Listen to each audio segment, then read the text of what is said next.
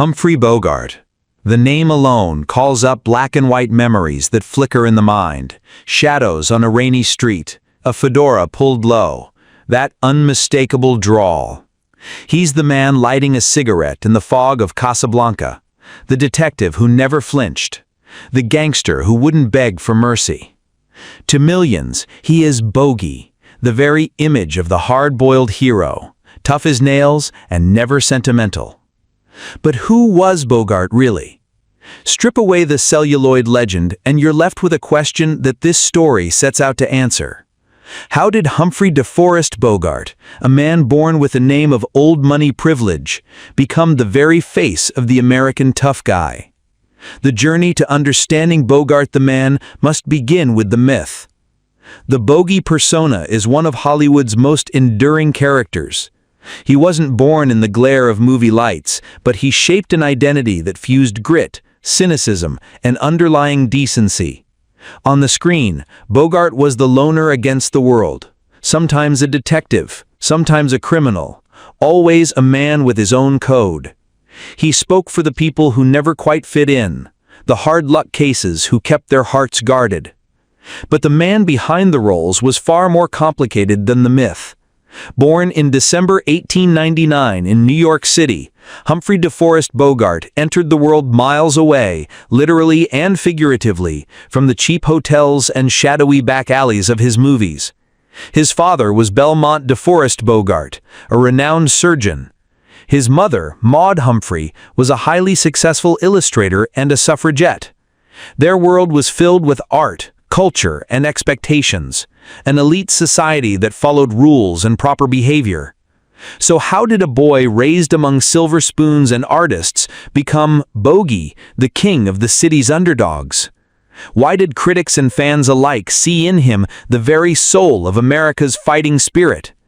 The answer lies not just in the parts he played, but in the battles he fought in his own life. He grew up feeling like an outsider, distant from his parents, never living up to the strict hopes they had for him. Even his earliest days held clues to a life spent on the edge of two worlds, privilege and rebellion. As the legend of Bogey spread, from the stages of Broadway to the sound stages of Hollywood, people began to blur the lines between Humphrey Bogart and the characters he played.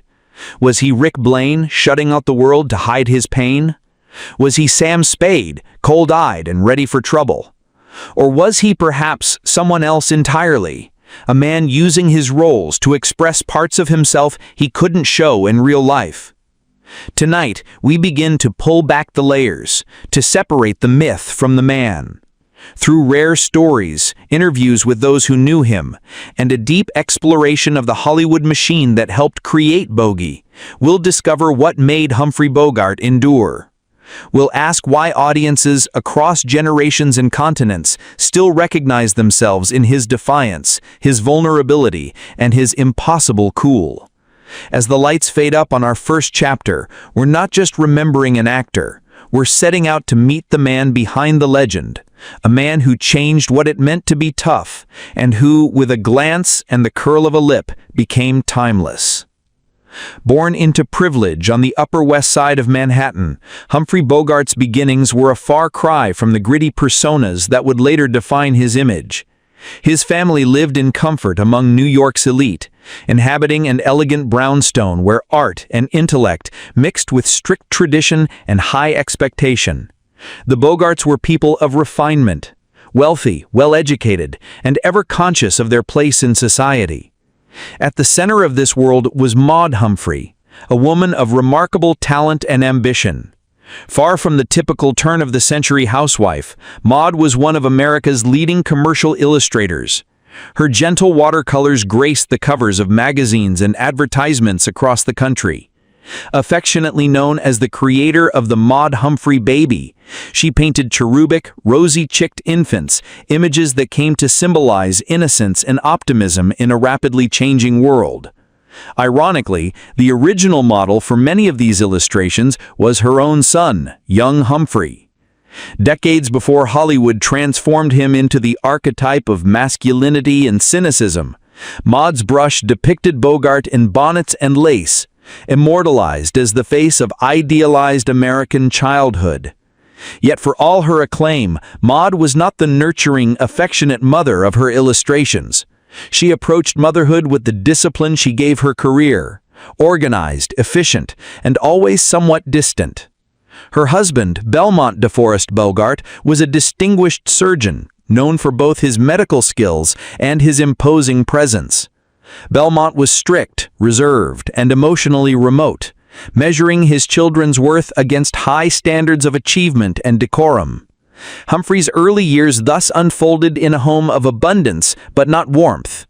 Success was expected, not praised. Affection was rare, but criticism was ample. Conversation at the Bogart dinner table centered more often on the arts, politics, and literature than on family feeling. Maude insisted her children received the best possible education, the best manners, and, if possible, public admiration. She chronicled their milestones in neat handwriting, not just their birthdays and first words, but their social accomplishments, small advances, and even their shortcomings. For young Humphrey, this environment both nurtured and challenged him. He grew to appreciate art and language, but he also struggled under the weight of expectation. The same mother who painted sweet, adoring infants was quick to correct a child she felt was falling short.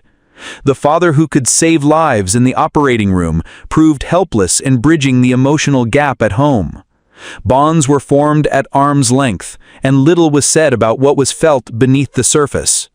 By the time Humphrey reached adolescence, the tensions of privilege and pressure had left their mark. He seldom received physical affection or heartfelt encouragement. Instead, he absorbed the lesson that would inform his later life and persona. A cool reserve was safer than raw vulnerability. Independence became his armor, wit his weapon.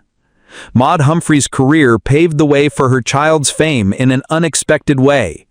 Though her brush introduced America to an idealized vision of babyhood, her household produced a son who, shaped by formality and reserve, would one day inhabit the opposite end of the cultural spectrum.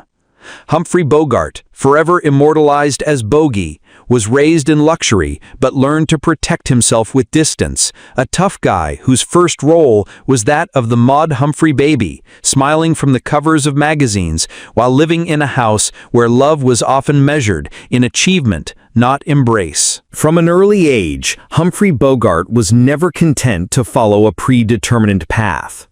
Raised amid the routines and rigid expectations of New York's upper class, he found himself at odds with the privileged world that surrounded him. His parents, ambitious and accomplished, mapped out a future of elite education and social refinement for their son. But Humphrey's spirit went another way, one marked by questioning, defiance, and a need to carve out his own identity. When it came time for formal schooling, Bogart was sent to Phillips Academy in Andover, Massachusetts, one of the country's most prestigious preparatory schools. There, success was expected, discipline was strict, and the future leaders of American society were shaped. But life at Andover proved a poor fit for Humphrey. Rather than excelling under pressure, he bristled against it. He saw little value in the school's traditions and even less inspiration in rote memorization or social climbing.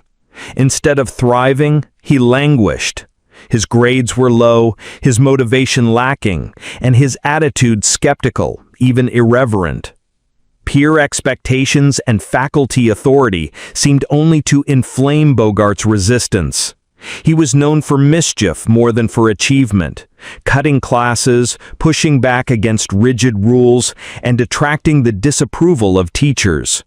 To those in charge, he was a disappointment. To some classmates, a minor hero. Eventually, Phillips Academy's patience ran out. Whether for repeated insubordination, academic underperformance, or both, Bogart was expelled. An event rarely discussed openly in his family, but one that marked him as different from a young age. The expulsion from Andover proved a turning point. Gone was the prospect of a smooth ascent through Ivy League halls and into a career as a doctor, lawyer, or banker, paths his parents might have envisioned. For Humphrey, the doors of the establishment were closing, but a new one was opening. Now, with the United States entering the closing months of World War I, young men from all backgrounds were being called to serve. Bogart saw in the military a way out, a chance to escape the pressures and expectations that had always hemmed him in. In 1918, barely 18 years old, he enlisted in the United States Navy. The military, with its own forms of discipline and order, might seem like an unlikely refuge for a rebellious spirit. Yet for Bogart, Navy life offered paradoxical freedom. Here, no one cared about family pedigree or social grace. In the tight quarters of a warship, values were measured by camaraderie, competence, and grit. The everyday routines, watch duty, bunk inspections, even scrubbing the decks, brought him closer to a world that cared more for character than connections.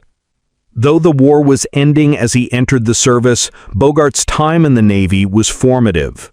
A break from the insulated environment of his youth and a baptism into a broader, rougher America. He saw sailors from all walks of life, learned the art of getting by, and began to develop the world-weary wit that would later become his hallmark. Importantly, he also learned a kind of resilience, a willingness to shoulder hardship and laugh at misfortune that stayed with him for the rest of his life. Bogart's anti-authoritarian streak was not simply a matter of teenage disobedience. It was a deep-seated need for authenticity in a world he viewed as often false and hypocritical. By the time he left the Navy, he had not only escaped the path laid out for him, but also found the beginnings of the outsider's skepticism and independence that would one day define Bogey on the silver screen. The lessons learned as a young rebel about authority, about resilience, about forging a path against the grain would shape both his life and his legend. In the end, it was Bogart's refusal to simply play the part expected of him that set the stage for everything to come. They were the details that set him apart, the subtle imperfections that somehow made Humphrey Bogart unforgettable. That slightly stiff curl of the upper lip, the soft-edged, slightly nasal voice with a trace of a lisp. In a business obsessed with physical perfection, these would have been liabilities for most actors. But for Bogart, they became part of an indelible presence. He wasn't smooth, he was real, flawed but magnetic. And as his legend grew, so did the stories behind the features that helped define his image. The scar, faint but unmistakable, rested on Bogart's upper lip. It shaped the way he spoke, contributed to his tough, clipped delivery, and lent his face a permanent trace of world weariness. But where did it come from? Even during his lifetime, that question sparked debate and speculation. One version of the story, romantic, dramatic, says it happened during his service in the U.S. Navy near the end of World War I. While escorting a handcuffed prisoner, young Seaman Bogart was attacked. The man suddenly broke free and struck him, perhaps with his handcuffs, perhaps with a tool. The blow split his lip, requiring stitches and causing minor nerve damage. When the wound healed, it left behind the scar that would come to define his trademark sneer. It's a good story, a tough, cinematic kind of injury earned in the line of duty. It fit the image Bogart would later project, a man who'd seen trouble and borne the mark of it. And it's easy to see why this version endured. But like many things in the Bogart mythos, the truth may have been more mundane. Another widely circulated account places the event earlier, in childhood. According to this version, the scar resulted from an accident. Bogart, then just a boy, tripped and fell while playing, possibly while carrying a tray of dishes or a heavy apparatus in his parents' home. A shard of wood or china split his lip, and though the wound healed, it subtly altered not just his face, but his voice. Still, other accounts suggest it was both. A childhood injury that was reopened or aggravated during his Navy years.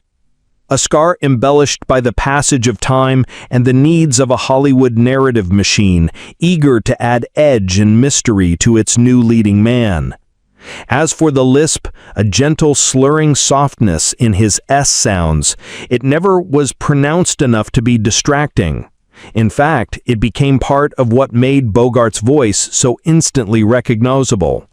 Whether caused by the scar, a childhood speech pattern, or simply the natural shape of his mouth and teeth, the lisp added an unmistakable character to the way he delivered lines.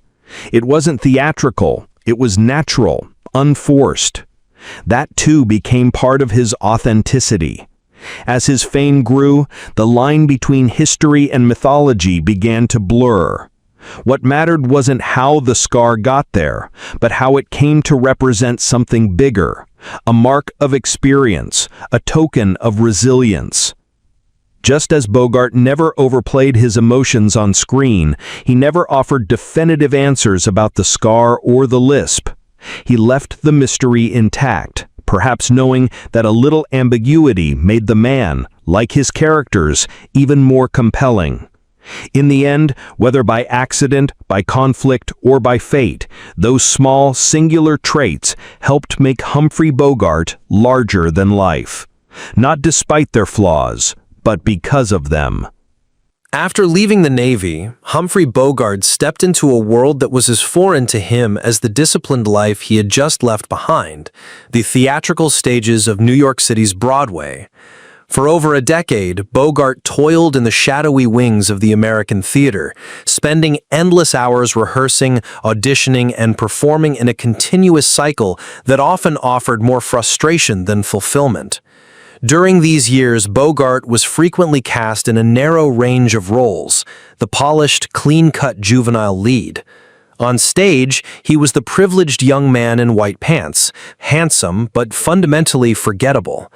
These parts lacked depth and complexity, confining him to the typecast of a high society boy next door, a far cry from the rugged, gritty characters that audiences would come to associate with him later. To Bogart, these roles were both a starting point and a prison. He struggled to find work that resonated with his growing desire to portray real, flawed, and sometimes darker human beings.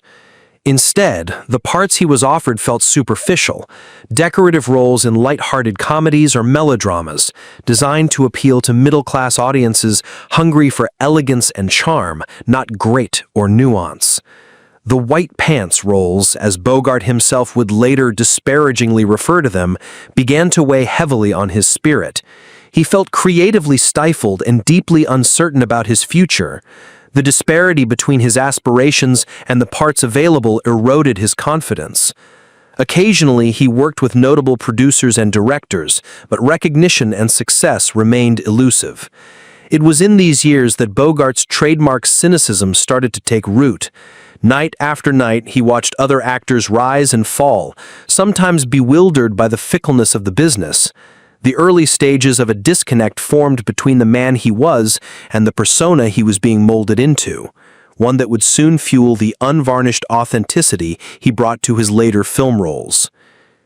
Bogart's bitterness was compounded by the instability of a jobbing actor's life. The demands were relentless: long hours, frequent travel, unpredictable income. The camaraderie backstage sometimes offered relief, but the constant uncertainty bred a hardened exterior. He learned to mask his frustration with sharp wit and a guarded demeanor, traits that would become central to his screen characters. Despite the challenges, these years crafted the foundation of his toughness. Self-reliance became second nature as he navigated the competitive Broadway world. Even when roles diminished into stereotypes, Bogart absorbed lessons about perseverance and the art of disappearing into a part, no matter how insignificant. These experiences forged a resilient spirit that rejected easy sentiment and embraced complexity. His frustration with the white pants roles underscored a deeper hunger, not just for better parts, but for respect as a serious actor. It fueled his hunger for roles with bite, characters who carried shadows beneath their polished surfaces. This yearning would eventually lead him away from Broadway and toward Hollywood, but not before a decade spent in the crucible of the stage. In reflection, this period was vital. It taught Bogart about the precarious nature of acting as a profession and exposed him to the realities behind the curtain, the politics, the compromises, the heartbreaks. More importantly, it shaped the world-weary, skeptical aura that he would bring to life on screen, resonating with audiences who recognized the pain behind his cool exterior. The path was long and often thankless, but these formative years on Broadway carved the man who would become an icon. The hard knocks of the stage hardened his resolve and laid the groundwork for the complex characters that would define his legacy in the years to come. In the early 1930s, Humphrey Bogart's career was stuck in limbo. Years of hard work on stage had not translated into stardom or significant movie roles. Yet a pivotal moment arrived that would change everything, thanks to an unlikely ally. Leslie Howard, an established and respected actor of the time, had first worked together on the Broadway production of The Petrified Forest. In the play, Bogart played Duke Mantee, a ruthless, menacing gangster, a role that perfectly suited his brooding intensity and distinctive style. Howard, already a star, played Alan Squire, the idealistic writer caught in a deadly hostage situation. Their dynamic performances on stage earned critical praise, and the play was a significant success. When Warner Brothers decided to adapt The Petrified Forest into a film in 1936, the studio sought to cast bigger names to ensure commercial success. Howard, as the more prominent star, was to be the film's lead. The studio, however, was hesitant about Bogart reprising his role as Duke Mantee, preferring a more traditional or popular actor to play the gangster. But Howard, recognizing Bogart's unique power in the role and believing that no one else could bring the same intensity and authenticity to Duke Mantee, took an extraordinary stand. Howard refused to make the film unless the studio cast Bogart as Mantee. He leveraged his star power and clout with Warner Brothers, insisting that Bogart was essential to the integrity and success of the film. It was a risky move. Howard was betting his own reputation on a relatively unknown and struggling actor, one who, until then, had been mostly overlooked by Hollywood. The gamble paid off. Bogart reprised Duke Mantee in the 1936 movie adaptation, delivering a breakthrough performance that shocked critics and audiences alike. His portrayal was fierce, compelling, and unforgettable, far more than just a gangster stereotype. It brought him widespread attention and finally offered a glimpse of his potential as a leading man in Hollywood. Bogart never forgot this act of professional loyalty and personal kindness. Howard's gesture was not simply about roles or contracts, it was a profound vote of confidence in a colleague at a critical point in his life. This gratitude endured for the rest of Bogart's life, symbolized poignantly in his decision to name his daughter Leslie, a tribute to the man who helped open the door to his future. This moment, born of friendship and respect, marked a new chapter. It was the turning point where Humphrey Bogart transitioned from a struggling actor typecast in minor roles to a rising star with the power to command the screen. The lessons of loyalty and courage from Howard's support would resonate throughout Bogart's career and personal life, shaping the man behind the myth and the legend that followed. In telling the story of Bogart's rise, we see clearly how the kindness of a single individual can alter the course of a life, and how in the often merciless world of show business, true friendship and belief can become the foundation for lasting success. Humphrey Bogart had signed a contract with Warner Bros., a major studio that churned out films at a relentless pace during the 1930s. Yet, despite having a steady job in Hollywood, Bogart was far from a star.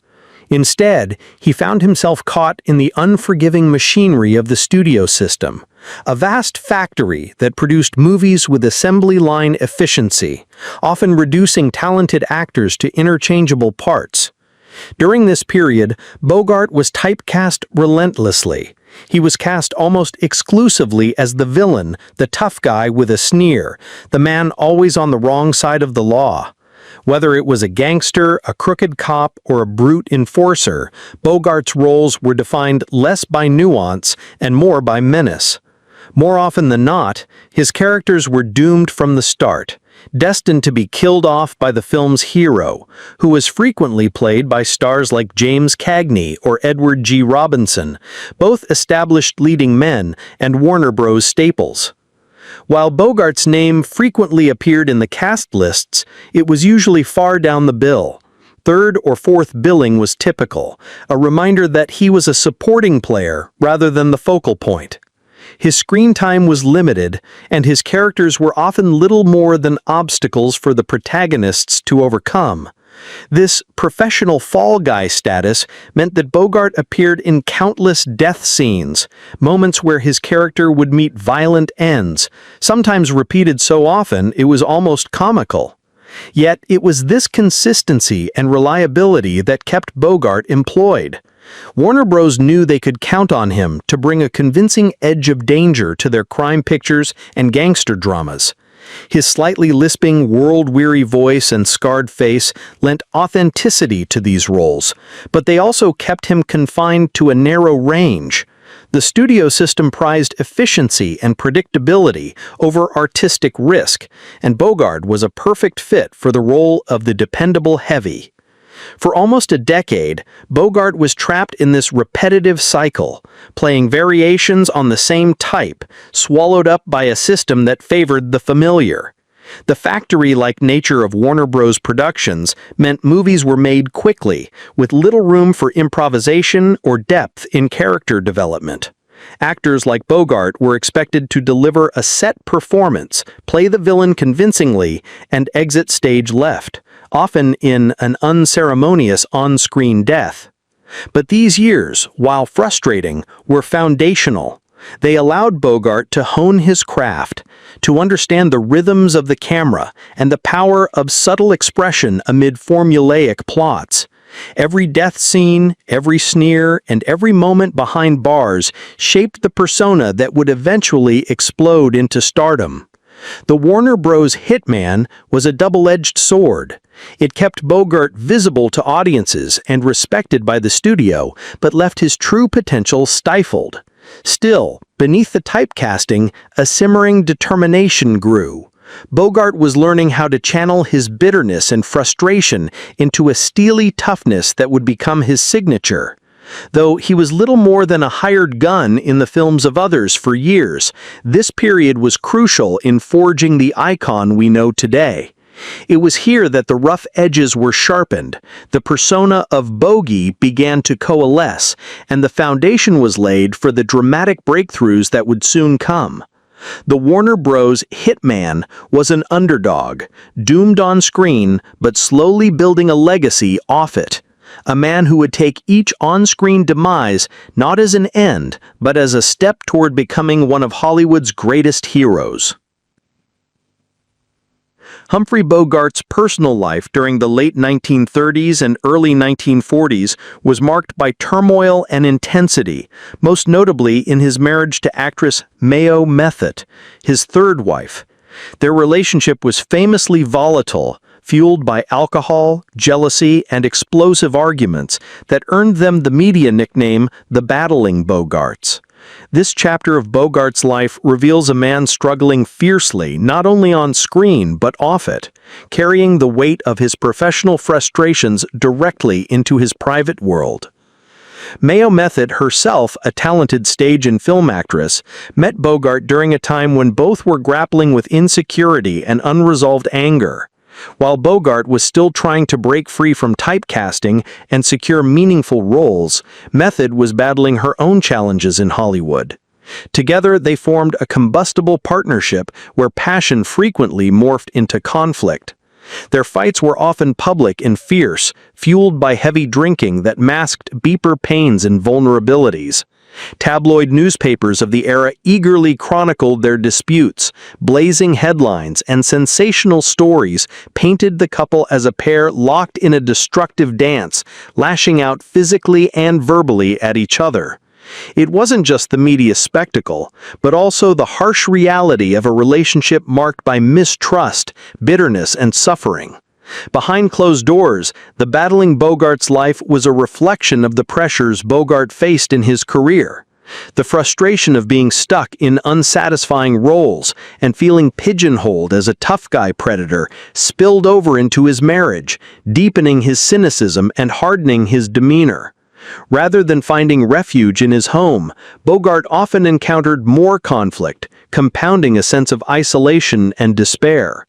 Alcohol played a central role in their difficulties. Both Bogart and Method drank heavily, and the escalation of booze-fueled confrontations only intensified their destructive patterns. Friends and colleagues described Bogart during this period as guarded and volatile, transformed from the charming, witty man they knew on screen into someone often closed off and defensive. Yet, even amid the chaos, this period was significant in shaping Bogart's complex persona, the tough, skeptical man who seemed battered by life but refused to break. His public image as a hard-drinking cynic was inextricably linked to the private battles he fought with Mayo Method. Their troubled marriage fed the aura of difficulty and rawness that ultimately contributed to the authenticity he brought to his later roles. The union ended in divorce in 1945, but the scars ran deep for both. Bogart's experiences during these years hardened him, honing the emotional resilience and guardedness that became his signature. The battling Bogart story is a sobering reminder that the man behind the legend wrestled with pain as fierce and real as any character he played. In reflecting on this chapter, we see not just a troubled marriage, but a portrait of a man caught between public expectation and personal struggle. Bogart's fierce love, volatile temper, and underlying fragility during his years with Mayo Method revealed the human cost behind the meth, a complexity that made Humphrey Bogart not just a star, but a man all too real. In 1941, Humphrey Bogart's career reached a turning point that would forever redefine his image and influence the very fabric of American cinema. That year brought a remarkable one-two punch: High Sierra and the Maltese Falcon. Together, these films marked the birth of what we now recognize as the quintessential Bogart archetype, a complex figure who was neither purely hero nor villain. Instead, Bogart embodied a new kind of man: tough, world-weary, morally ambiguous, yet quietly honorable. High Sierra introduced audiences to Roy Earl, a criminal with a soul. Unlike the one-dimensional gangsters Bogart had portrayed in his earlier years, Roy was layered with humanity. He was a figure trapped between his past misdeeds and a longing for redemption. Bogart's portrayal revealed vulnerability beneath the hardened exterior, a man capable of loyalty, love, and desperate hope, even as he faced inevitable downfall. This role allowed Bogart to move beyond the stock villain and introduce depth to his characters, setting the stage for something greater. But it was The Maltese Falcon, released the same year, that truly crystallized Bogart's screen persona. As Sam Spade, Bogart played a private detective navigating a murky world of greed, deception, and moral uncertainty. Spade was no shining knight. He was pragmatic, cynical, and tough as nails. Yet beneath his sarcasm and guarded demeanor lay a personal code, one that balanced his self-interest with a grudging sense of justice.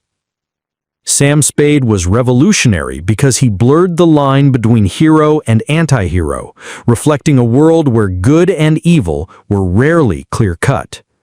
In a time when audiences craved more than simple morality plays, Bogart's Spade spoke to the complexities of real life. He shrugged off sentimentality, relied on sharp instincts, and trusted no one but himself.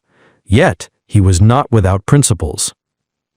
Together, these films announced a new kind of protagonist, one shaped by hardship and experience, equipped with wit and resilience, but also haunted by doubt and contradictions. This was the fallible hero, a man who embodied the moral ambiguity of the modern urban landscape.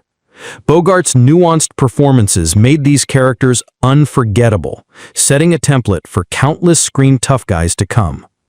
The impact was profound. The character of Sam Spade, in particular, became a cultural milestone.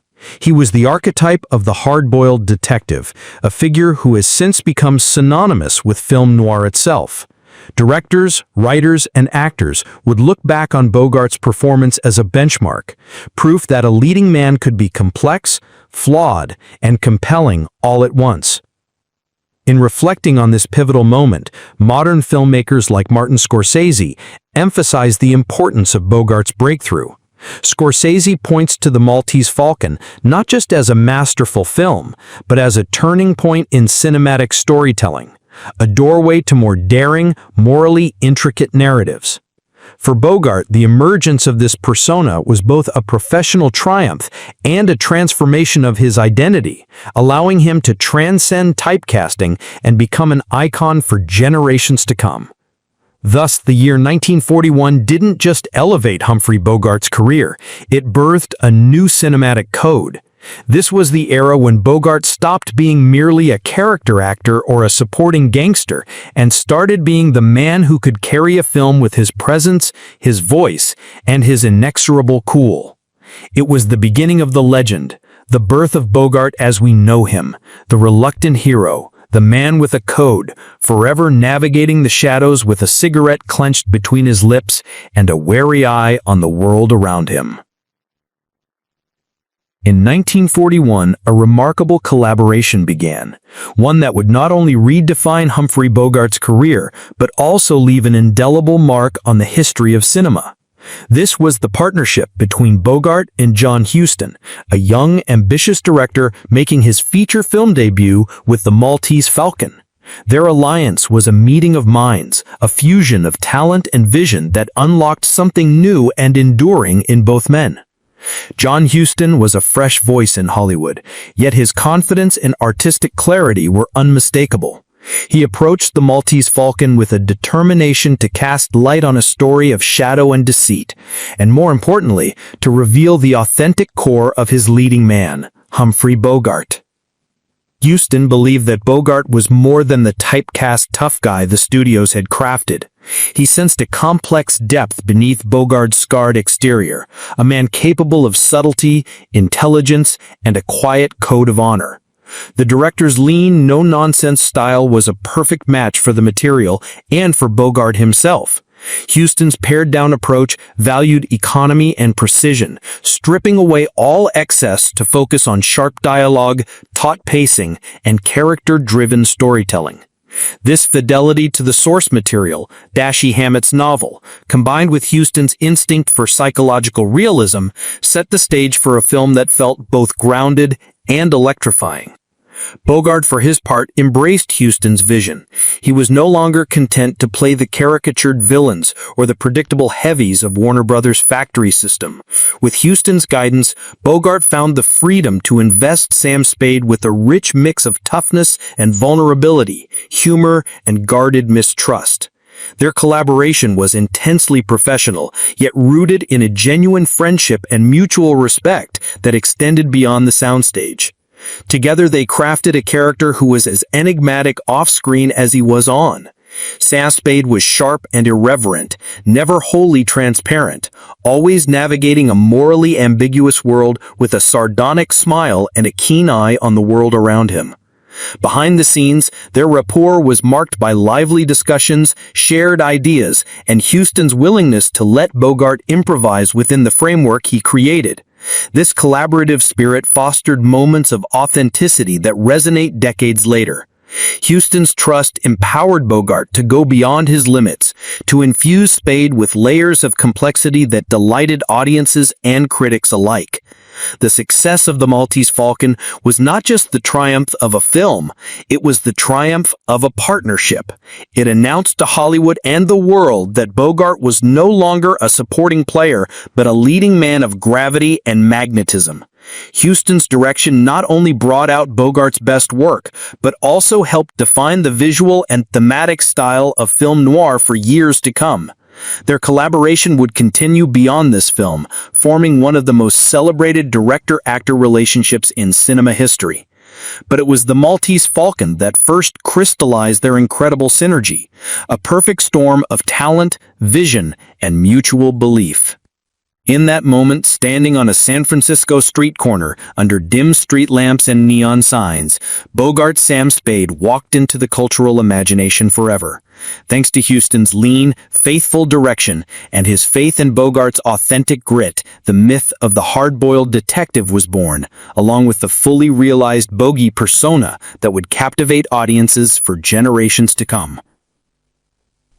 Casablanca, now considered one of the greatest films in cinema history, had a legendary beginning, but its production was anything but smooth or certain.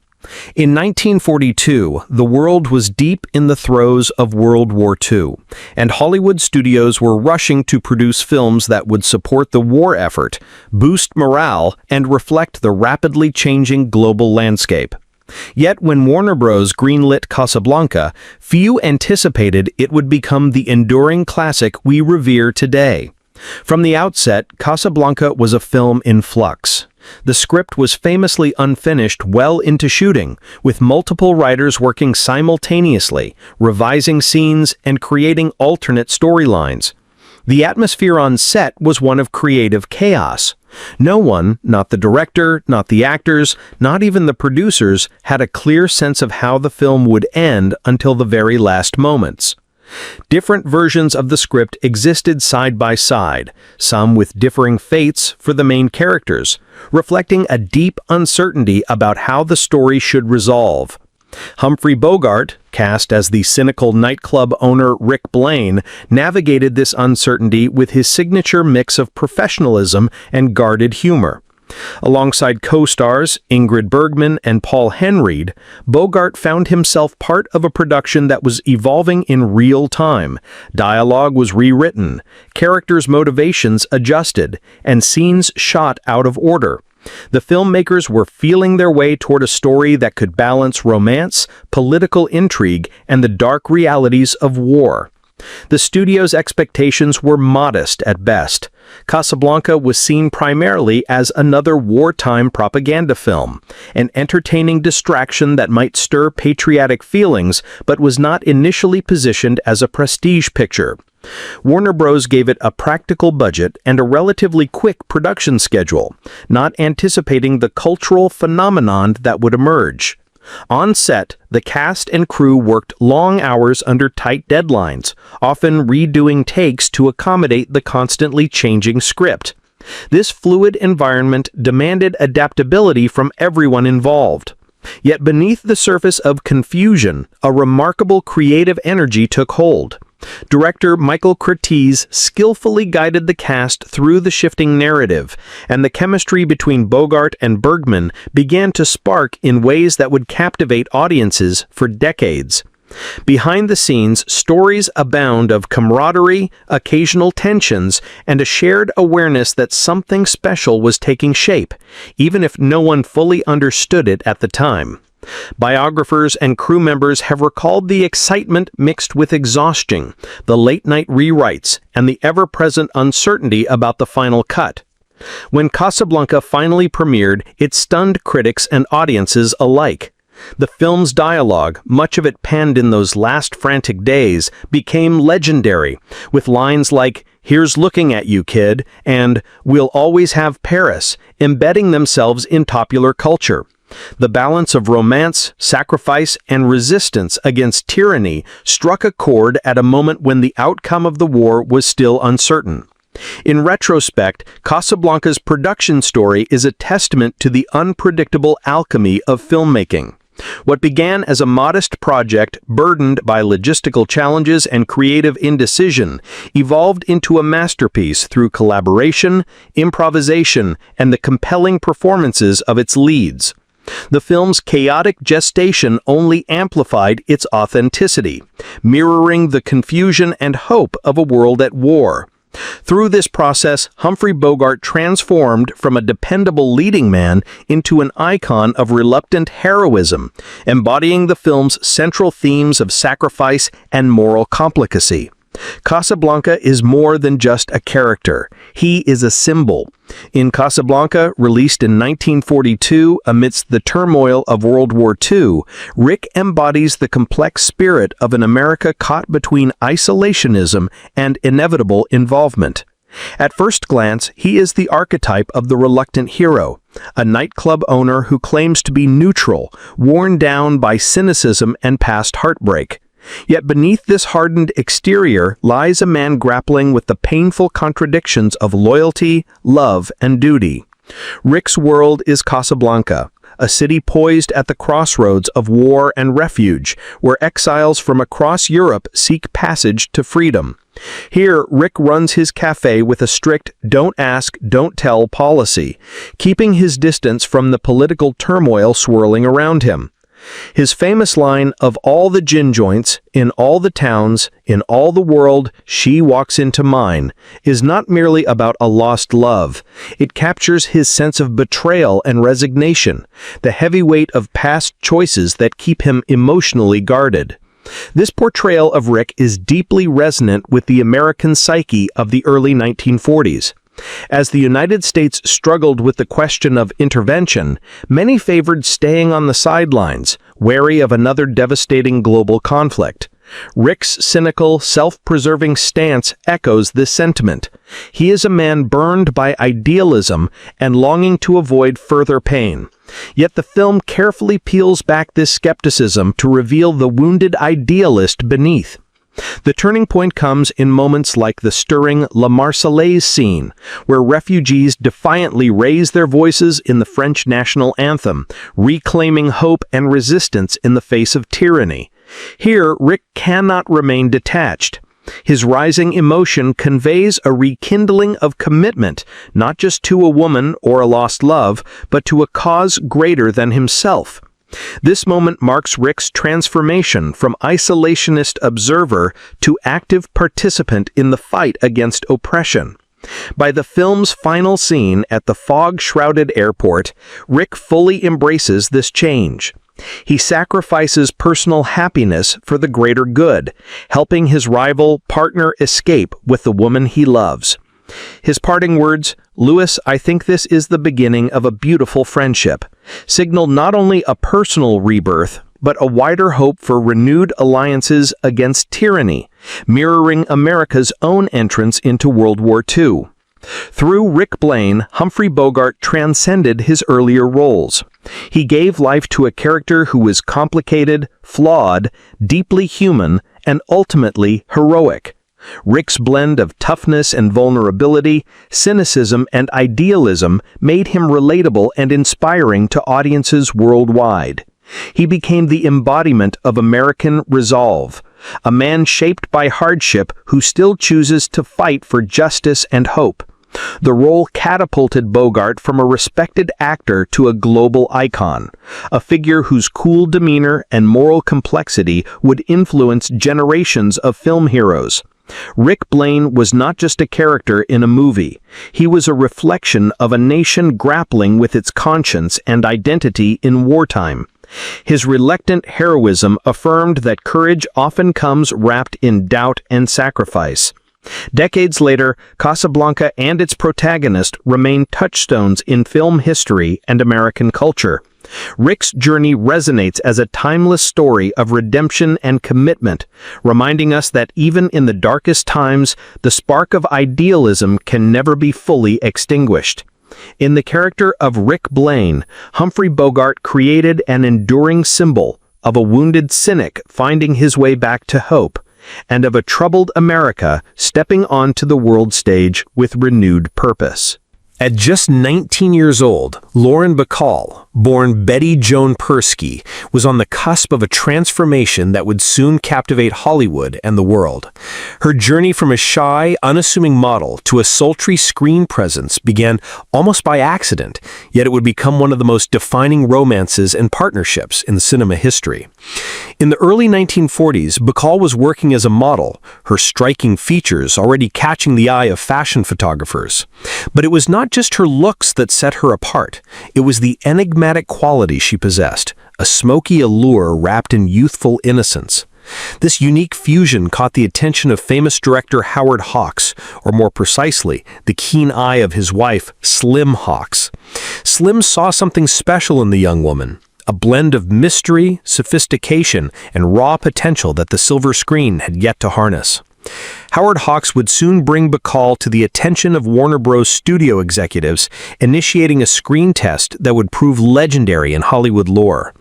The test revealed a fresh and remarkable talent, but more importantly, it showcased a new kind of femininity, bold, confident, and intimate, yet never losing an air of complexity. This was not the traditional glamorous starlet. Lauren Bacall's presence hinted at something deeper. One signature feature instantly became her hallmark, the gaze. Few would forget the look.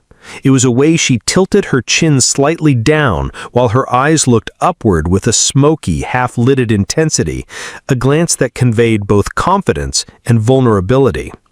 Lauren Bacall's look was more than just expression, it was a language itself. This sultry stare became an electric symbol of allure that intrigued and invited curiosity, setting her apart from other actresses of her time. Under Howard Hawks' direction, Bacall was coached to refine and embrace this persona, allowing her natural confidence to shine through. The voice that matched the look was cool and husky, deep beyond her years, adding to the mystique. Critics and audiences alike were spellbound by the young actress, who seemed to emanate both strength and subtle seduction with every glance and line delivered. Her debut performance in To Have and Have Not, opposite Humphrey Bogart in 1944, introduced not only a formidable new talent, but an on-screen presence that challenged Hollywood's notions of femininity. Bacall was not the conventional ingenue. She was poised, witty, and intriguingly self-assured. It was as if she spoke directly to the masculine sensibility embodied by Bogey's Bogey, creating electric chemistry that radiated from the screen and captivated viewers. Lauren Bacall's transformation from the shy Betty into this engrossing sultry starlet was no accident. It was a deliberate crafting of image and performance. Yet, unlike many manufactured stars of the era, Bacall's allure was authentic, rooted in her instinct and charisma. Her iconic look would influence generations of actresses and become a defining element of Hollywood's golden age. More than a physical signature, Bacall's presence introduced a new kind of female character, modern, independent, and complex. She had the power to hold her own with legendary leading men, matching their toughness with her own brand of cool determination. In embracing her unique qualities, Lauren Bacall didn't just become a star, she helped reshape how women were seen on screen. Her transformation was the start of a celebrated career and a lifelong partnership with Humphrey Bogart that would become one of cinema's most enduring romances, an alliance born from talent, mystery, and that unforgettable look. In 1944, the film To Have and Have Not introduced audiences to a sizzling new dynamic on screen, one that would captivate Hollywood and the world. At the center of this electric energy were Humphrey Bogart, then 44 years old, and the fresh-faced 19-year-old Lauren Bacall. Their immediate chemistry was undeniable, both on and off-screen, and it ignited a romance that captivated the imaginations of moviegoers everywhere. The making of To Have and Have Not was unlike many other studio projects. Bogart, already established as one of Hollywood's leading men, found in Bacall not just a co-star, but a spark that re-energized his craft. Bacall, relatively new to acting, was thrown into the deep end opposite a seasoned veteran, yet their chemistry was so natural it felt born from years of shared experience. The age gap did nothing to dim the electric tension, rather it underscored the contrast between Bogart's world weariness and Bacall's youthful confidence. Their famous, "You know how to whistle, don't you, Steve? You just put your lips together and blow" scene has become one of the most iconic moments in cinema history. Simple in its dialogue, but charged with flirtation and challenge, the moment encapsulates their on-screen rapport perfectly.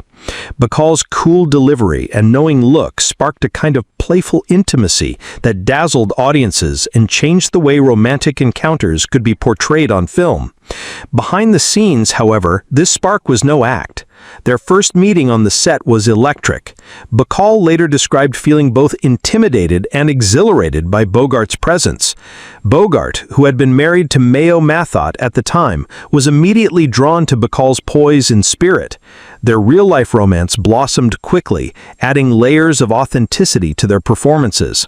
The cameras captured not just characters falling into each other's orbit, but two people on the cusp of a life-changing partnership. The director, Howard Hawks, famously encouraged this chemistry, understanding that the fresh energy between his leads would lift the film beyond its Warner Bros. Pulp origins. Their interplay was spontaneous yet precise, a perfect blend of tension, wit, and genuine attraction. Bogart's usual tough demeanor softened in Bacall's presence, while she matched his world-weariness with youthful audacity. Together they created a new kind of screen romance, raw, relatable, and thrillingly modern. As the film progressed, the boundaries between work and life blurred. The cast and crew could feel the magnetic pull between Bogart and Bacall, fueling an atmosphere charged with anticipation. Their whispered conversations, lingering looks, and subtle touches became as memorable as the scripted lines themselves. When To Have and Have Not hit theaters, audiences responded with enthusiasm to this fresh romance. Critics praised the film's blend of adventure, romance, and sharp dialogue, but it was the palpable connection between the leads that truly defined its legacy. The whistle scene, in particular, became an emblem of flirtation and cool confidence, inspiring countless homages and imitators. This film not only marked the beginning of a new chapter in Bogart's career, but also introduced Lauren Bacall as a force to be reckoned with in Hollywood. Their on-screen and off-screen partnership redefined romantic chemistry and demonstrated that age difference could be transcended by genuine connection and shared artistry. Ultimately, To Have and Have Not stands as more than just a film. It is the genesis of a legendary love story and the birth of an iconic screen couple whose spark would light up cinema history for decades to come. The romance that began on the set of To Have and Have Not quickly grew into one of Hollywood's most celebrated and enduring partnerships. Humphrey Bogart and Lauren Bacall, the veteran star and the striking newcomer, became the epitome of modern glamour, wit, and genuine affection. Their relationship rewrote the rules of Hollywood romance, blending passion with a sophistication that resonated deeply with public imagination. However, their path to happiness was not without turmoil. At the time their affair began, Bogart was still married to his third wife, Mayo Mathot. That marriage, already strained and volatile, collapsed under the weight of Bogart's growing attachment to Bacall.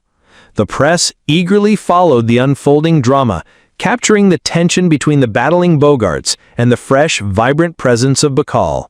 Eventually, Bogart's divorce from Mathot was finalized, clearing the way for a new chapter in his personal life. In 1945, Humphrey Bogart and Lauren Bacall were married in a private ceremony, marking the start of a partnership that would endure for the rest of Bogart's life. Together, they became Hollywood's premier power couple, balancing devotion with careers that often intersected both on and off the screen. Their union represented more than love. It symbolized a new kind of relationship, equal parts romance, friendship, and mutual respect. Their witty banter, public appearances, and collaborative projects enchanted both fans and industry insiders. Bacall's cool elegance complemented Bogart's rugged charm, creating a public image of a modern, inspiring couple who defied convention. They challenged traditional gender roles, with Bacall often holding her own in conversations and performances alongside her legendary husband. Beyond the spotlight, their marriage was marked by a deep and abiding affection. Those closest to them recall a genuine warmth beneath the celebrity veneer, a friendship that anchored them through the pressures of fame and the tragedies of life. Their partnership weathered the inevitable challenges of Hollywood, including Bogart's struggles with health and the rigors of their public personas. Together, they raised a family and shared a home away from the cameras, blending moments of normalcy with the extraordinary circumstances of their careers. Their life together blended the glamour of the golden age with an intimacy that felt authentic, helping to endear them to generations of admirers. In film, they reunited for multiple projects, their on-screen chemistry as palpable as their real-life connection. Films like The Big Sleep and Dark Passage showcase their signature blend of repartee, tension, and affection. Each performance reinforced their status as a legendary duo, shaping the very idea of cinematic romance. As time passed, Bogey and Bacall became shorthand for a love story that transcended Hollywood gloss, two stars whose bond illuminated screens and hearts alike. Their marriage, though forged in a whirlwind of passion and upheaval, grew into a testament to partnership, resilience, and enduring affection. In the end, Humphrey Bogart and Lauren Bacall did more than share leading roles. They forged a legend. Their love story, entwined with their cinematic legacy, remains a shining example of how personal and professional lives can merge to create something timeless. Together, they redefined what it meant to be a couple in Hollywood, leaving behind not just films, but an inspiring narrative of heart, strength, and style. After their electric debut together, Humphrey Bogart and Lauren Bacall rejoined forces for three memorable films that would forever shape the Hollywood noir romance. These movies, The Big Sleep 1946, Dark Passage 1947, and Key Largo 1948, captured a fresh kind of relationship rarely seen on screen before, one of equals who challenged and supported one another with sharp wit, passion, and complexity. In The Big Sleep, Bogart plays Philip Marlowe, a private detective caught in a twisted web of crime and intrigue. Bacall is Vivian Stenwood, a strong, mysterious woman with secrets of her own.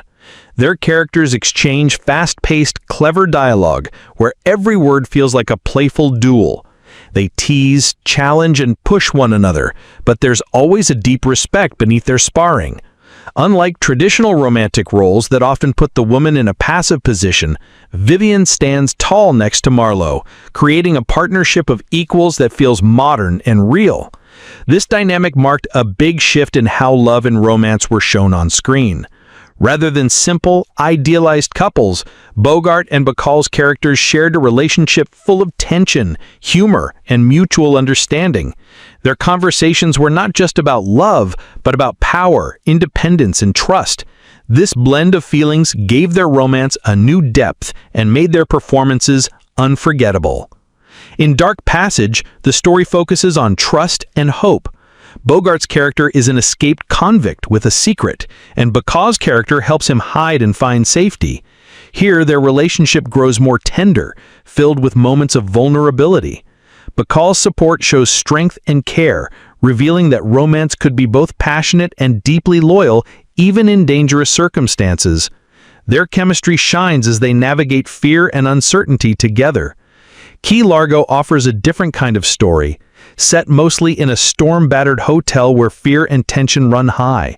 Bogart and Bacall's characters are trapped with others during a violent standoff. Amid the danger, their connection is strong and comforting, giving them both strength. Their bond in this film shows how love can survive, even grow in difficult times.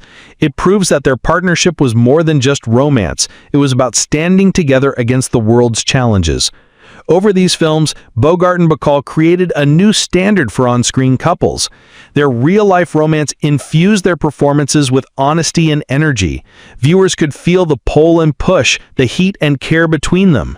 They redefined romantic roles with their mix of toughness and tenderness, setting a model that many actors and filmmakers would follow for decades to come. Their great noir pairings remain classic examples of love and partnership in cinema. They showed that romance could be witty, complex, and equal. Through their sharp dialogue and deep connection, Bogart and Bacall left a lasting mark on film history and popular culture. At the peak of his fame, Humphrey Bogart sought something that fame and fortune could not provide: a quiet place to be himself and escape from the pressures of Hollywood. That place was the Santana, his beloved 55-foot sailboat. The Santana became a powerful symbol in Bogart's life, representing freedom, independence, and peace. While the movie studios shaped much of his public life, on the Santana, Bogart was free from all the demands of being a star. Sailing gave him control over his own world, away from contracts, scripts, and constant public attention. The sea became his refuge, a place where he could relax, reflect, and enjoy the simple pleasures of life. Bogart was passionate about sailing. He enjoyed the challenge of navigating the waters and loved the solitude that came with it. Often joined by his wife Lauren Bacall, their children, and close friends, the Santana was a floating home filled with laughter, conversation, and calm. The trips on the boat provided a rare escape from Hollywood's glamour and chaos, where Bogart could just be a man who loved the sea and those closest to him. The boat also served as a gathering spot for celebrities and friends in a more informal, relaxed setting. Unlike the staged parties and public events, time on the Santana was about connection and comfort. Bogart's guests could see a different side of the star, a man grounded, patient, and content in his company. For Bogart, the Santana symbolized much more than a hobby. It was a statement of independence, an acknowledgement that even someone as famous as he was treasured privacy and freedom. Owning and caring for the boat required effort and responsibility, qualities that matched his own character off-screen. The Santana was a reminder that, despite his Hollywood success, Bogart was a man who valued rugged self-reliance and control over his own life. His time spent sailing helped him remain balanced during an intense career and personal life. The peace found on the water nourished his spirit and gave him strength. It was a place where the hard edges of fame softened, and the man behind Bogey emerged more fully. In the story of Humphrey Bogart, the Santana stands as a symbol of his journey, a man rising from the strict confines of his past and the pressures of Hollywood to claim moments of true freedom. It was on this sailboat, rocking gently between waves, that Bogart found a measure of peace and authenticity, sailing his course with the same quiet strength that made him a legend on screen and off. In the shadow of World War II's end, America plunged into a new kind of conflict, the Cold War, and with it, a wave of anti-communist fear swept through the country. This period, marked by suspicion and paranoia, put the spotlight on Hollywood, where political affiliations and expressions of dissent became potential liabilities. At the center of the storm stood Humphrey Bogart, whose on-screen image of integrity and toughness soon extended into an unexpected real-life courage. In 1947, as the House Un-American Activities Committee, or HUAC, began investigating alleged communist influence in the film industry, Bogart joined with other Hollywood artists to form the Committee for the First Amendment. This group of actors, writers, and directors, including his wife Lauren Bacall, John Huston, Danny Kaye, and many more, united to protest what they saw as a dangerous threat to free speech and artistic freedom. On October 27, 1947, Bogart, Bacall, and dozens of others flew to Washington, D.C. to attend the HUAC hearings in person. Their presence was a bold statement, a direct challenge to the committee's aggressive tactics and the rising hysteria gripping the nation. Bogart spoke out forcefully, describing the hearings as a violation of constitutional rights. His words were filled with indignation, condemning the silencing of American citizens by their own government. He witnessed firsthand how witnesses were denied due process, dragged from the stand like criminals, and cut off mid-sentence by the chairman's gavel. This act of political courage was rare, especially given the intense pressure on Hollywood stars to conform. Many studios and agents encouraged cooperation with the committee, fearing the consequences of dissent. Bogart and his colleagues faced potential blacklisting, professional ruin, and public scorn. Their stance was risky, and, though driven by principle, it ultimately resulted in significant backlash. The Committee for the First Amendment also produced radio broadcasts titled Hollywood Fights Back, where members voiced their opposition to HUAC's hearings, appealing to the public to defend civil liberties. However, as the political climate worsened and anti-communist sentiment intensified, their efforts lost momentum. The group quickly came under suspicion itself, and several members faced increased scrutiny.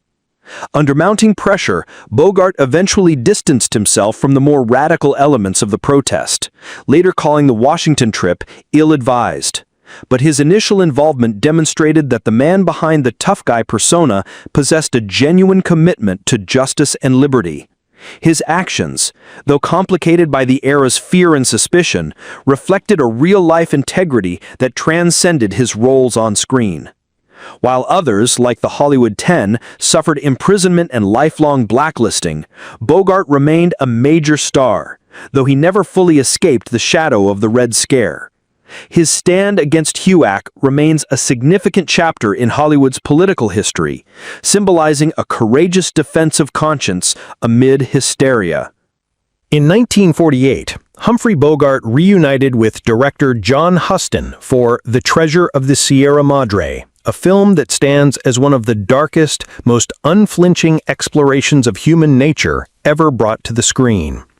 Departing from the glamorous leading roles he was often known for, Bogart chose to portray Fred C. Dobbs, a deeply flawed, paranoid, and ultimately tragic figure consumed by greed. The story follows three down-on-their-luck American prospectors in Mexico who set out to find gold in the treacherous Sierra Madre Mountains. Dobbs, played by Bogart, embodies both desperation and moral decay. Initially depicted as a weary drifter, his character's transformation is profound and disturbing as the lure of wealth pushes him toward madness and betrayal.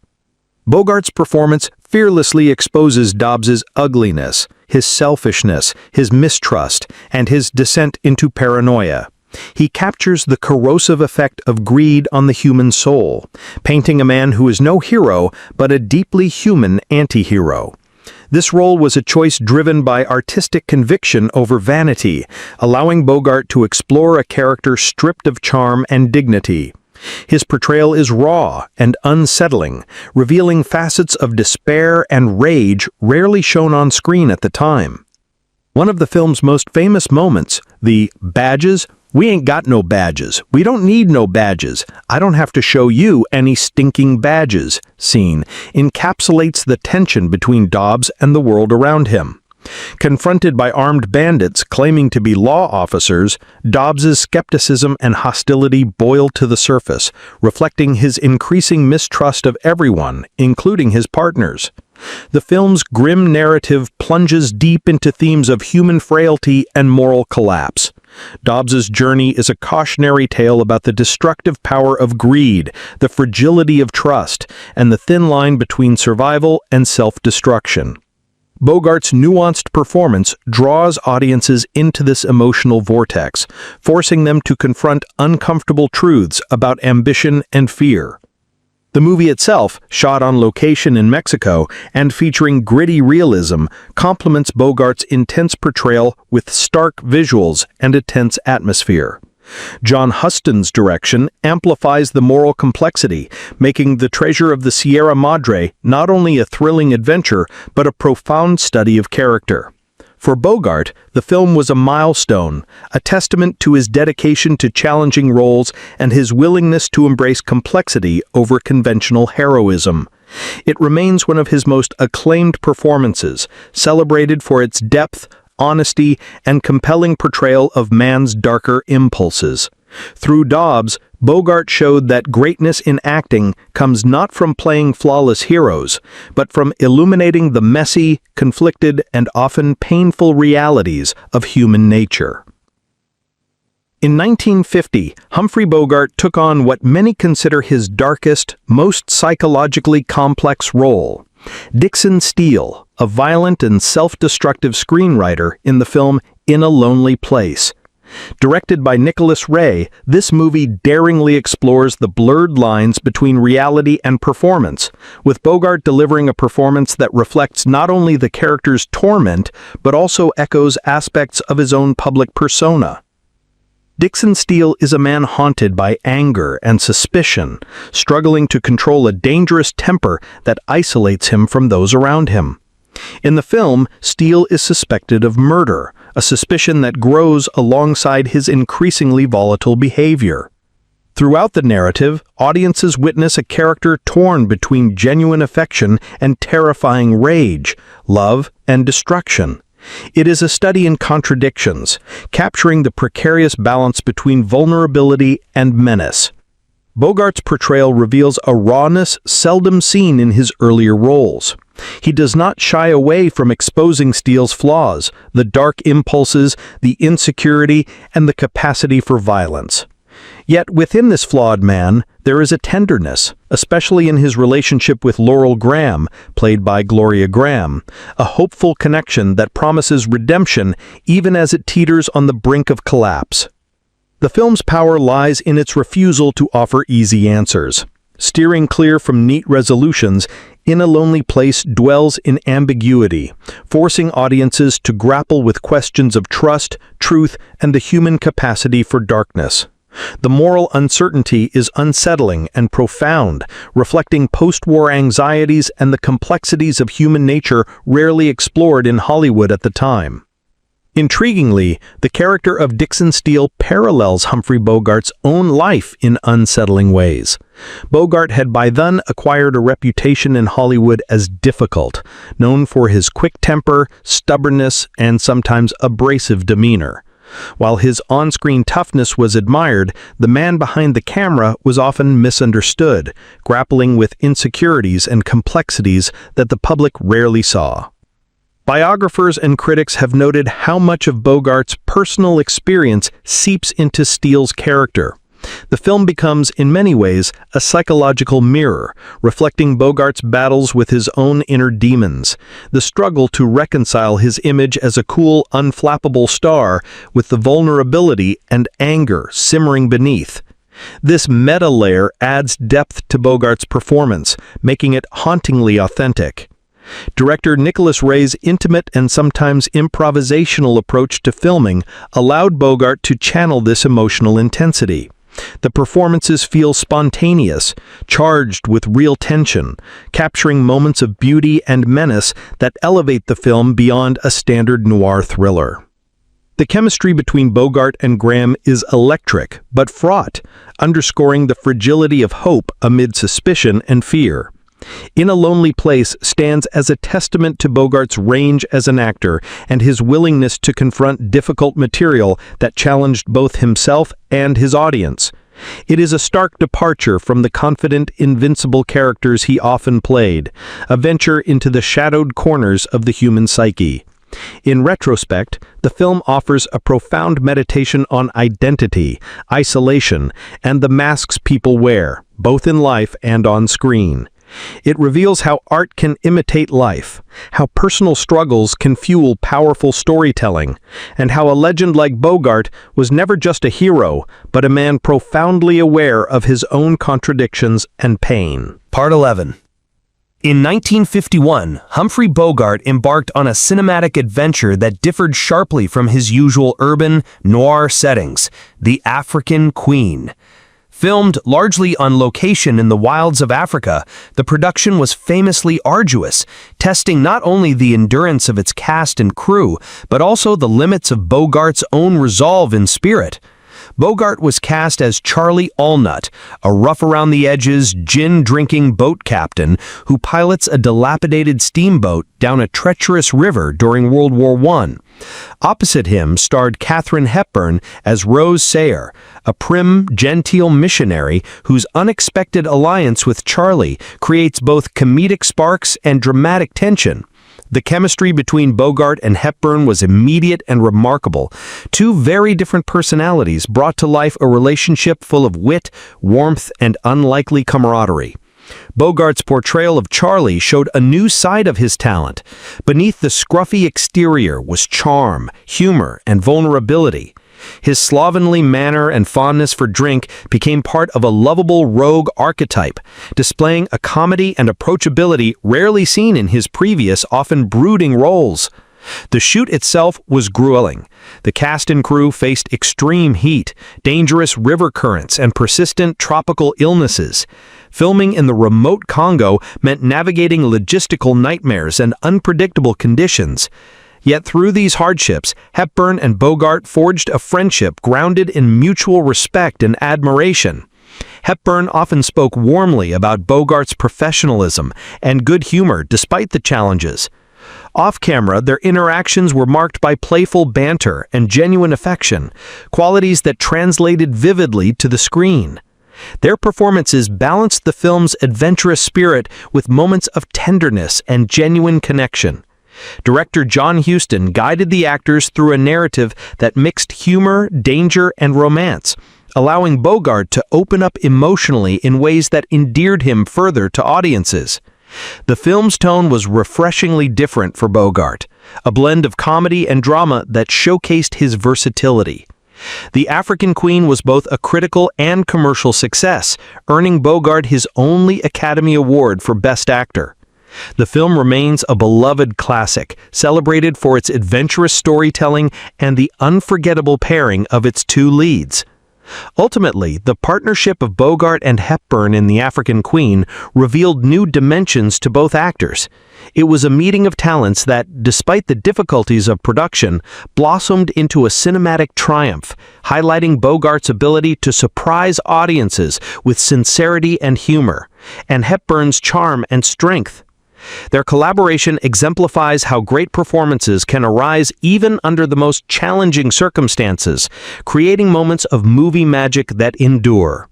Through The African Queen, Bogart expanded his legacy, demonstrating again why he remains one of Hollywood's most charismatic and compelling figures.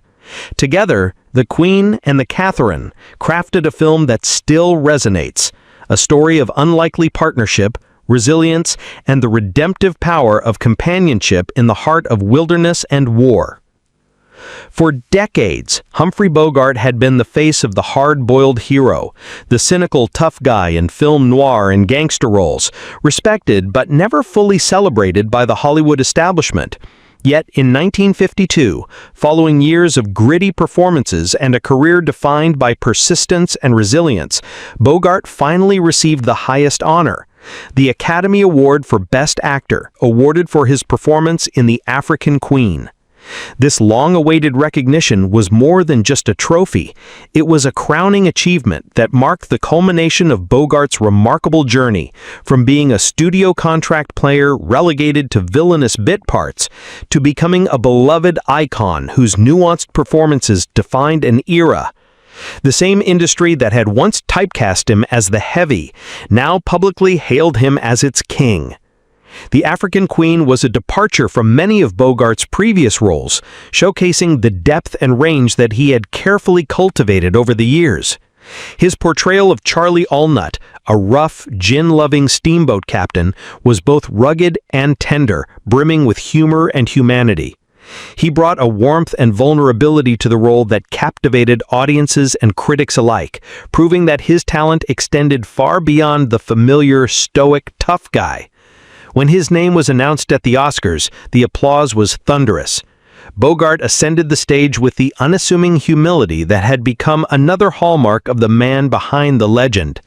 In his acceptance speech, he paid tribute not only to The African Queen and its director John Huston, but also to the collaborative spirit of filmmaking and those who had supported him through his difficult career. Bogart's Oscar win was historic. He became the first actor to receive the Academy Award for portraying a character so far removed from the traditional leading man stereotype. His victory signaled a shift in Hollywood, acknowledging that complexity, grit, and authenticity were qualities worthy of the highest acclaim. This moment was deeply meaningful for Bogart personally. It validated years of hard work and perseverance in an industry that had once overlooked his potential. It was a public acknowledgement that the Bogey myth, the tough exterior with a hidden soul, was more than cinematic fiction. It was a reflection of the man himself. In the broader cultural landscape, Bogart's Oscar win solidified his status as a symbol of American cinema's golden age. He stood as a testament to the power of determination and the triumph of talent over typecasting. The award ceremony became a celebration, not just of a single performance, but of a career that redefined what it meant to be a star. In the later years of his illustrious career, Humphrey Bogart's influence extended far beyond the silver screen. He emerged as an elder statesman of cool, a man whose charisma, wit, and authenticity made him a central figure in Hollywood's social and cultural life. At the heart of this new chapter was the original Holmby Hills Rat Pack, a close-knit circle of friends and luminaries who gathered regularly at Bogart and Bacall's home. This informal group included some of the era's most iconic entertainers, Frank Sinatra, Judy Garland, Spencer Tracy, and other legends drawn together by friendship, shared experiences, and a mutual love for lively conversation, music, and camaraderie. The Rat Pack was less about showbiz spectacle and more about genuine connection, a refuge from the pressures of fame where stars could unwind and be themselves. Bogart, with his reputation for sharp humor and a candid manner, was often seen as the group's leader or central figure. His house became a hub of social activity, hosting gatherings that blended Hollywood glamour with a relaxed, intimate atmosphere. These parties were famous for their easygoing spirit, the effortless blending of personalities, and the small moments of laughter and storytelling that revealed a more personal side of some of the world's most celebrated artists. Despite the cocktail glasses and the inclusion of names now synonymous with cool, the Rat Pack was never about superficiality. It was a community forged in respect and friendship, a sanctuary where the stars could drop their public personas and engage with one another honestly. Bogart's presence anchored the group with a sense of authenticity and groundedness, rare in Hollywood. The camaraderie extended beyond entertainment. The Rat Pack often discussed politics, current events, and social issues, reflecting a shared concern for the world beyond their industry.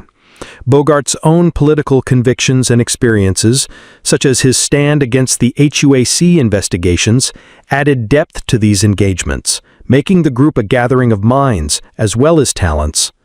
This period highlighted a different aspect of Humphrey Bogart, not just the rugged leading man on screen, but the friend, the conversationalist, the man who could command a room with a mixture of humor, intelligence, and warmth.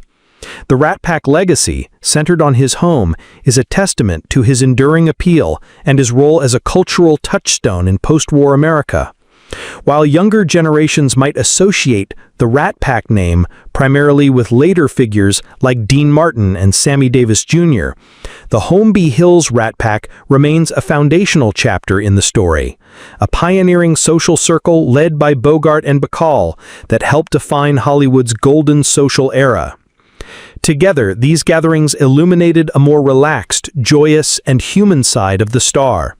Beneath the tough exterior was a man who valued friendship, laughter, and the simple pleasures of life, surrounded by those who admired him not just for his films, but for his spirit. In the end, Humphrey Bogart's role as leader of the Rat Pack added another layer to his legacy, one of camaraderie, cultural influence, and timeless cool that echoed far beyond cinema into the very fabric of American social history. In 1956, Humphrey Bogart faced the ultimate battle, not on the silver screen, but against a relentless and devastating illness. Diagnosed with esophageal cancer, Bogart entered the final chapter of his life with the same grit and dignity that had defined his career. The 12 months that followed were marked by immense stoicism, courage, and a refusal to be diminished by pain or prognosis.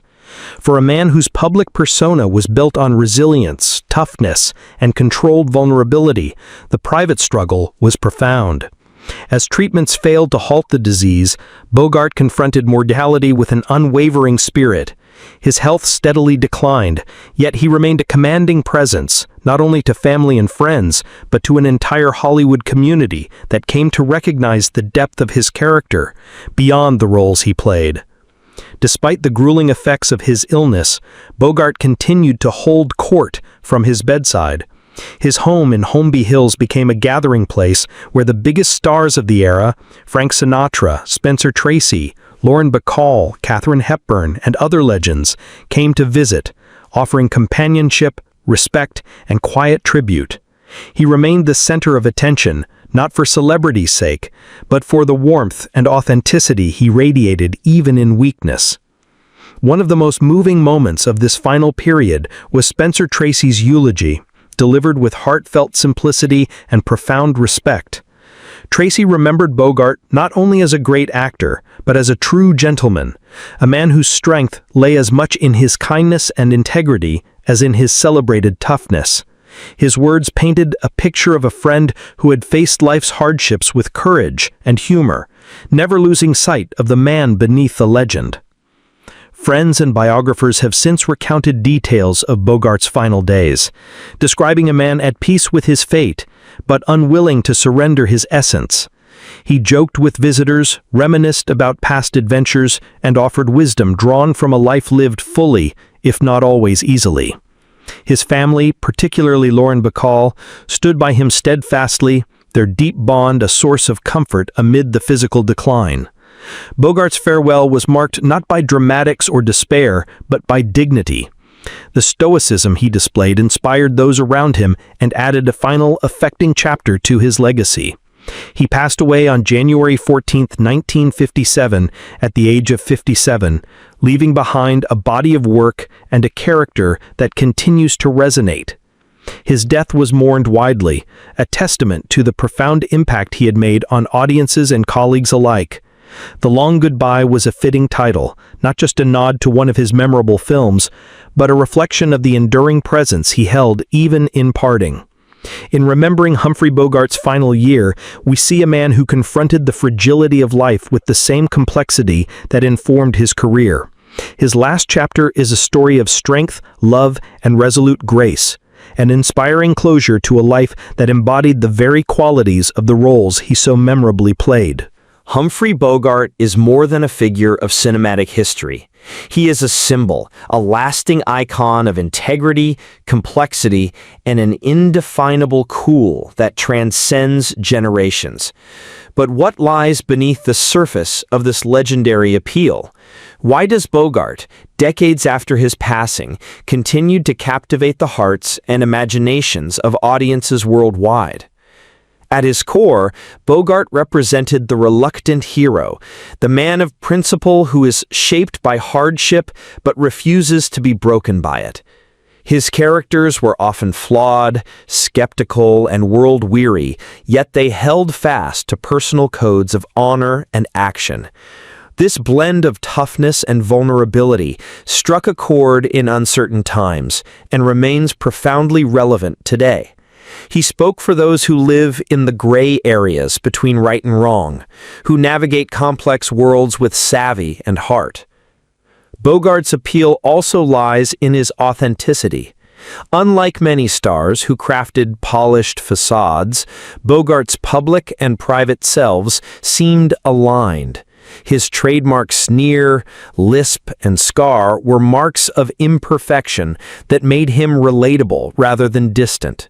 His refusal to conform to Hollywood's conventional leading man mold challenged norms and expanded the possibilities of masculinity on screen. Film historians point out that Bogart's influence extends beyond his era. Directors and actors, from Martin Scorsese to Robert Altman, cite him as a benchmark for screen presence and emotional truth.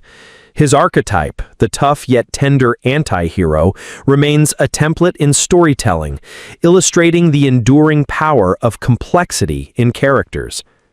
Biographers add that beyond the persona, Bogart's life story, his rebellious youth, battles with typecasting, political courage, and personal struggles, imbues his legacy with a narrative of resilience that fans continued to admire. He was a man shaped by contradiction, which made him endlessly fascinating and deeply human. Modern audiences find in Bogart's performances a refuge and a mirror. His coolness is not just style, but substance, a reflection of integrity, resistance, and an unspoken understanding of life's contradictions.